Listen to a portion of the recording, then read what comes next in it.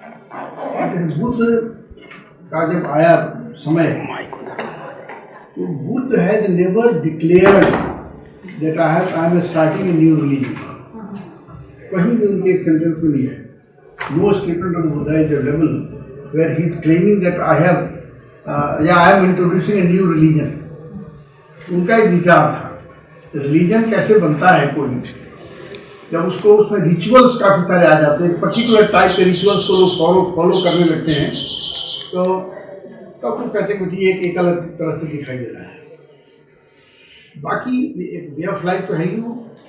तो बुद्ध का जब चलिए मान लेते हैं 4 प्रकार के एक बहुत बड़े बौद्ध भिक्षु थे, उनके स्टेटमेंट को मैं दोहरा रहा हूँ, उससे थोड़ी सी आइडिया हो जाएगी। भारतवर्ष में, मैं अपने ही देश के कंटेक्स्ट में कर रहा हूँ कि भारतवर्ष में एक तो हिमालय में जो लोग हैं, right from Ladakh to Arunachal, वो टिबेटन फॉर्म ऑफ बुद्धिज्म को फॉलो करते हैं, तो ये तो बुद्धिस्ट हैं।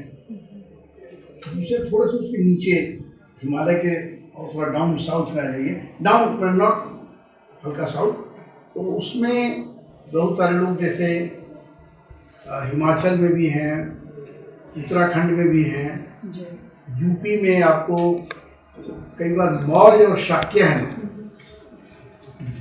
They also claim to be Buddhist, although necessarily they have not adopted Buddhism formally, but they claim to be Buddhist. उसी तरीके से, और आप बिहार में थोड़ा कम है, बंगाल में, दार्जिलिंग से थोड़ा साउथ में देख लीजिए, वहाँ हैं, बंगाल में, और जो आपके बड़ुआज हैं, और ये आपके चकमाज हैं, और बांग्लादेश, ये सब भी इस एरिया में भी है, त्रिपुरा में है, वो सब भी बुद्धिस्ट है। तो एक तीसरा बहुत बड़ा चंक है, 1956 में बाबा साहब डॉक्टर अम्बेडकर ने एक बहुत बड़ा आंदोलन चलाया था, और उन्होंने, मैं उसके डिटेल में नहीं जाऊंगा, उनको कई रिजर्वेशंस थे अगेंस्ट हिंदुइज्म, तो उन्होंने फॉर्मली 14 अक्टूबर 1956 को नागपुर में एक उन्होंने एडॉप्ट किया बुद्धिज्म की, जिसको बाद में नियो बुद्धिज्म कहा गया, हिंदी में उसको नव बौद्ध कहते हैं। तो उनका एक अपना आंदोलन चला पड़ा, उसमें हमारे जो हिंदू समाज में, खास करके जो दलित वर्ग जिसको बोलते हैं, ऐसे लोगों ने एडॉप्ट किया। अधिकतर उनके जो अनुयायी हैं, 99.9% उसी कम्युनिटी से आते हैं। They have their own problems on social discrimination problem all that, तो उन्होंने एक्सेप्ट किया। एक प्रकार, तीसरे प्रकार के हो गए। एक चौथे प्रकार के बुद्धिस्ट हैं। जितने हिंदूज हैं, Hindus worship the Buddha as the 9th incarnation of lord Vishnu. तो Hindus are also that way Buddhist, ठीक है। तो ये कई प्रकार के बुद्धिस्ट। तो आपका जो क्वेश्चन है, उस क्वेश्चन को मैं किस रूप में लूँ, मेरे पास डेमोग्राफी नहीं है, इसलिए मैं पहले अपनी लिमिटेशन को मान लेता हूँ, आई कन्फेस्ड इट।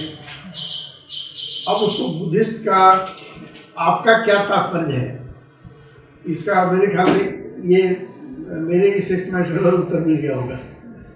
बाबा साहब अम्बेडकर के समय से जी बुद्धिज्म को जैसे प्रताड़ित जो हिंदू समुदाय है जी, उसके लिए एक स्वर्ण स्थल के रूप में दिखाया गया। जी जी। तो इसके पीछे क्या कारण, क्योंकि बुद्धिज्म कोई इंफीरियर तो नहीं है हिंदुइज्म से?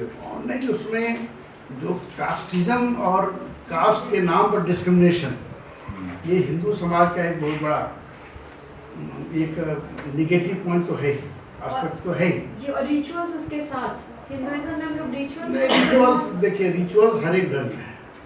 बुद्धिस्ट लोग ब्राह्मण पंडित से पूजा नहीं कराएंगे, उनके अपने भिक्षु से पूजा करते हैं, वो भी तो रिचुअल ही करता है। इसलिए रिचुअल्स को छोड़ दीजिए, रिचुअल्स इज सीन एवरीवेयर।